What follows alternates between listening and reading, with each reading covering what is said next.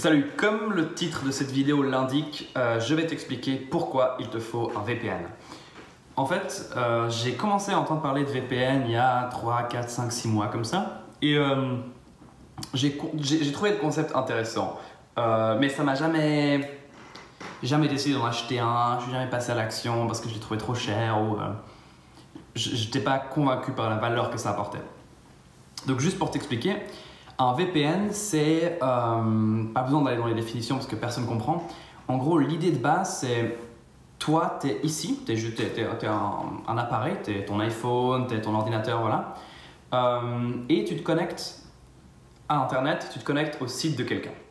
Sur un site web, généralement quand tu ouvres une application, tu te connectes toujours au réseau Internet de quelqu'un. Et en fait, un VPN, ce qu'il fait, c'est genre, à la place que cette connexion soit directe, le VPN, il va te faire passer par quelque part d'autre et ensuite vers le site auquel tu veux accéder.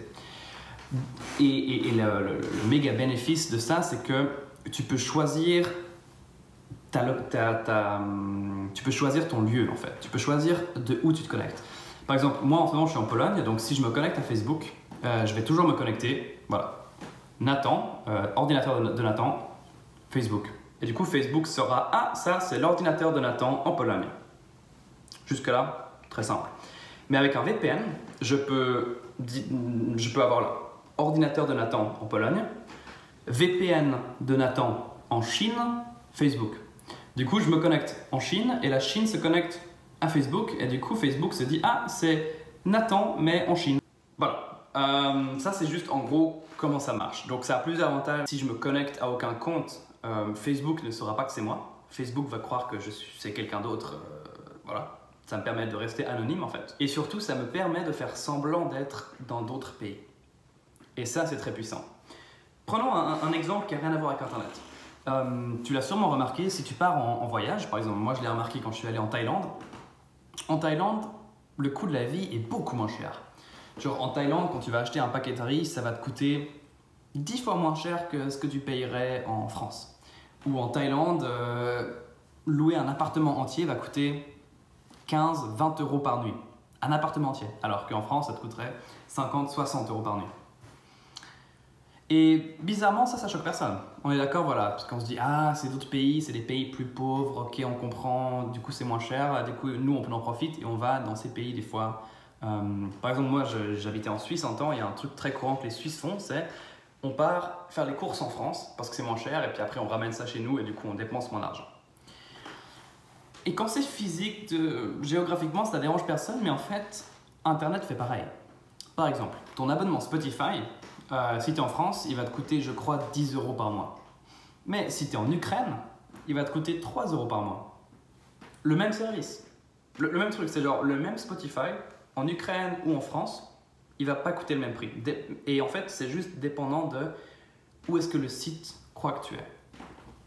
Par exemple, avec Spotify, moi j'ai réalisé ça quand je voyageais. Genre, quand tu passes plus de 2 semaines dans un autre pays que là où tu vis d'habitude, Spotify te bloque ton compte et dit « Ah non, tu peux plus nous utiliser, c'est fini, il faut que tu changes de pays. » Du coup, à chaque fois, tu dois te connecter. Mais ça, c'est une autre histoire. Le fait que les services en ligne changent de prix en fonction des lieux, il y en a qui trouvent que c'est normal. Par exemple, ton billet d'avion, si tu l'achètes depuis l'Inde, il va te coûter moins cher que si tu l'achètes depuis la France. Il y en a qui trouvent ça normal. Moi, je trouve que c'est un peu dégueulasse. Après, chacun fait ce qu'il veut, mais du coup, je considère que j'ai le droit d'avoir les billets d'avion les moins chers si je les veux. Et un VPN te permet de faire exactement ça. Donc moi, j'ai YouTube Premium. C'est un peu comme Spotify. Mais à la place d'acheter YouTube Premium en France, où je paierais 10-15 euros par mois, j'ai décidé d'acheter mon YouTube Premium en Ukraine. Et pour ça, j'ai dû faire croire à YouTube que j'étais en Ukraine. Et pour ça, j'ai juste utilisé un VPN. Donc si tu veux, genre, un VPN, c'est comme genre, pouvoir te téléporter en ligne. Tout d'un coup, tu peux faire croire au site sur lequel tu es que tu es en Chine, que tu es en Amérique, que tu es en Allemagne. Par exemple, moi sur YouTube, maintenant j'ai plus de pubs vu que j'ai YouTube Premium, mais avant, par exemple, si je suis sur YouTube et que je suis en Chine ou comme ça, j'aurais des pubs chinoises. Si je suis en Amérique, j'aurais des pubs américaines. Parce que le site croit vraiment que je suis là-bas. J'imagine que tu commences à voir pourquoi tu as besoin d'un VPN, tout simplement parce qu'en fait, tu économises de l'argent. Tu économises de l'argent parce que pour tous les gros services populaires, tu peux te les acheter dans des pays moins chers. Maintenant, pour choisir ton VPN, le plus simple, c'est de faire tes recherches. T'en trouveras plein. Moi, j'en ai trouvé un que j'ai trouvé super parce qu'il est simple à utiliser et en fait le moins cher et aussi le plus populaire. Ça s'appelle NordVPN. Je vais te mettre un lien en description. Ils ont un peu une offre magique. C'est genre pour 3 ans, tu payes 100 €, ce qui fait vraiment pas cher. Et simplement en achetant ton Spotify en Ukraine, tu vas déjà économiser plus que le prix du VPN par mois, du coup tu es déjà gagnant. Donc voilà pourquoi il te faut un VPN, c'est complètement légal et ça te permet d'économiser de l'argent et de te sentir un peu comme un hacker, du coup trop bien.